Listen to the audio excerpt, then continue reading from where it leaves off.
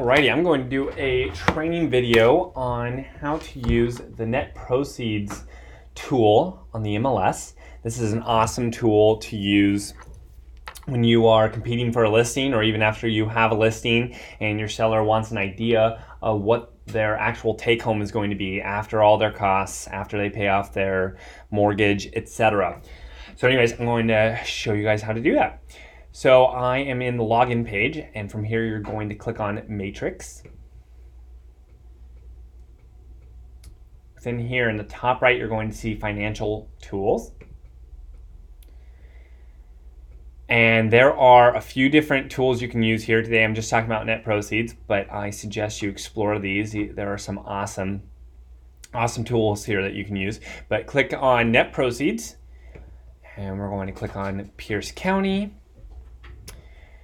For the closing date, I would suggest putting roughly 45 days from the day you plan on listing the home. So let's say we're planning on listing the home on May 1st.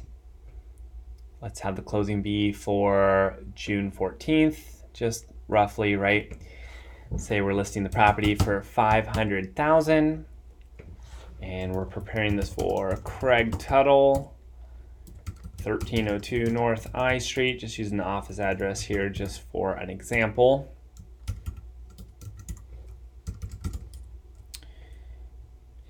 And we got admin@rogtk.com. Okay, perfect. So I just entered in all that information. I'm going to click load.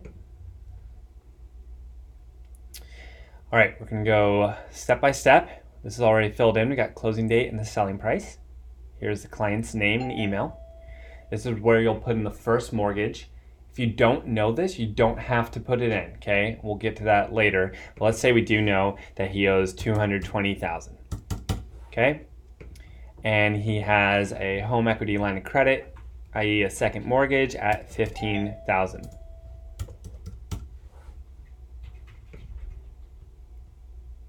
Now here's where you can estimate. You can guess, are they going to have to pay seller paid closing costs or not? We don't know, right? Obviously you don't know if that's going to happen, but you can prepare them for the worst case. You can print out two. You can do one where you say, okay, what is 3% of 500,000? That is 15,000. And then we'll move forward and have this be kind of a worst case, right? Say your commissions are 2.5, you'd write 2.5 here, and then you'd write 2.5 here. See how it automatically updates that right here, 12,500, 12,500. Don't worry about the split or fixed. It's just all we're clicking on is straight. Now we go to settlement costs. This automatically puts in what they estimate escrow is going to be. If you know the exact escrow fee, you can put it in, but that's normally pretty accurate. It automatically estimates the title policy as well. And then this is where you'll want to put the annual property taxes, okay? So let's go back to the MLS. And no, actually, we'll just use a random example just because this is an example. If you go into Realist, you can obviously look up the property taxes for the year, okay? So from here, let's just say we know that the property taxes are $3,200 per year. And then this is why the closing date is really important, because it'll prorate the property taxes according to the closing date. Does that make sense? So that's why it's good to point out, hey, we're just estimating the closing date. So this is, again, an estimated net proceeds. It's not an exact science. These are escrow fees, document prep fee, recording fee. If there's a homeowners association transfer fee, you can put that there. If you want to pay for a home warranty, you can put that there. Pest inspection, you can add other things here. You can add extra costs here, right? They have a family member who gave them $10,000 to fix up the home before they sell. You can put P loan, personal loan, 10,000, right? And now you're going to click calculate totals, and voila, you got 298 as a total cost. That's everything included in their total net proceeds is 201. So you could print this out, and you could say this is worst case. You could then say best case, we get multiple offers and you have no buyer's loan costs, and now it's 216.